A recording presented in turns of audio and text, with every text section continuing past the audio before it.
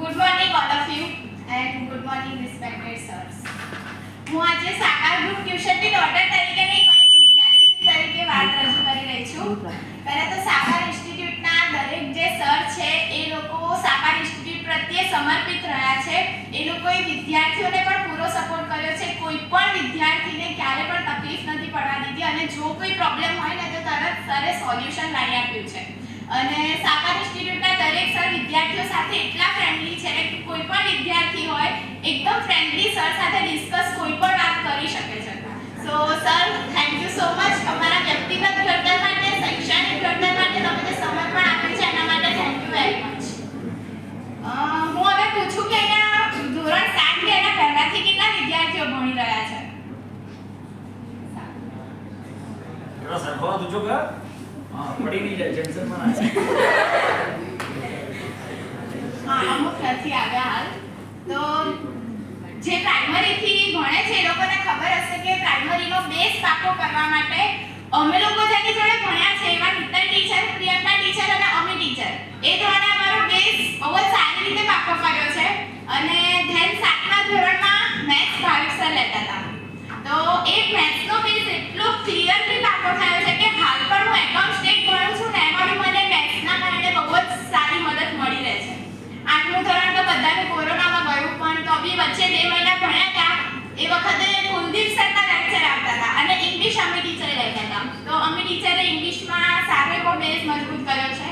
અને કુલદીપ સરની વાત કરું તો કુલદીપ સર સાકાર ઇન્સ્ટિટ્યૂટમાં ડિસિપ્લિન રાખવામાં એમનો ફર્સ્ટ નંબર છે. સાકાર ઇન્સ્ટિટ્યૂટમાં દરેક સ્ટુડન્ટમાં ડિસિપ્લિન આવ્યું હોય ને તો એ કુલદીપ સરના કારણે.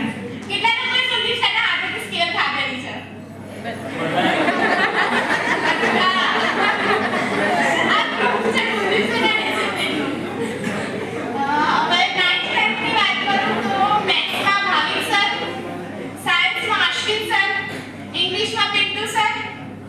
અને એસએસ માં કુલદીપ સર.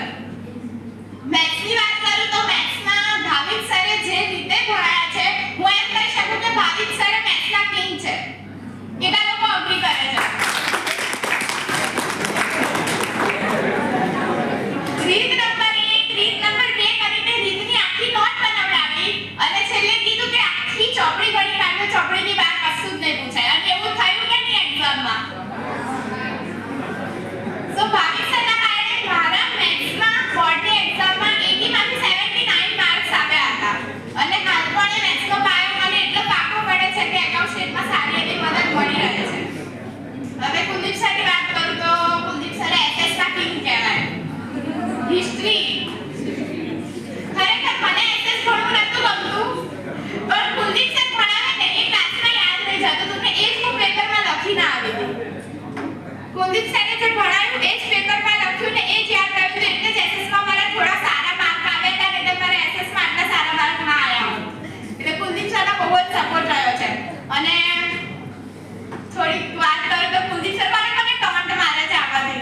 હાલ ઉત્તર કરો બિંદાસ મોક્ષા કે નહીં કેટલાને યાદ આવશે કુલદીપ સરના ટોન્ટ? મને તો બહુ યાદ આવશે. સર તમારી ટીકે કોઈ હાથ ઊંચા નહીં કરતા. હવે વાત કરું પિન્ટુ સરની તો પિન્ટુ સરે ઇંગ્લિશનો બેઝ એટલો પાકો કરાયો હતો કે વાક્ય રચનાઓ એક મોઢે છે અત્યારે મને. 9મા ધોરણથી 5મા ધોરણ વચ્ચે વાક્ય રચનાઓ લખી છે ને પિન્ટુ સરે જે લખવડાવી છે એના કારણે ઇંગ્લિશનો પાયો એટલો મજબૂત થઈ ગયો હતો કે 10થમાં મારે ઇંગ્લિશમાં 80 માંથી 77 માર્ક્સ હતા. તો પિન્ટુ સરનો બહુ જ સારો સપોર્ટ રહ્યો છે ઇંગ્લિશમાં. અને સાયન્સ મને બિલકુલ નતું ગમતું એટલે જ હું અત્યારે કોમર્સ ફિલ્ડમાં છું. પણ સાયન્સમાં અશ્વિન સરે એટલી સારી રીતે ભણાવ્યું છે, એટલા કોન્સેપ્ટ ક્લિયર કરાયા છે કે સાયન્સમાં બી મને સારા એવા માર્ક આવી ગયા હતા બોર્ડમાં. એટલે અશ્વિન સરનો બી સાયન્સમાં ખરેખર ખૂબ સારો ફાળો રહ્યો છે.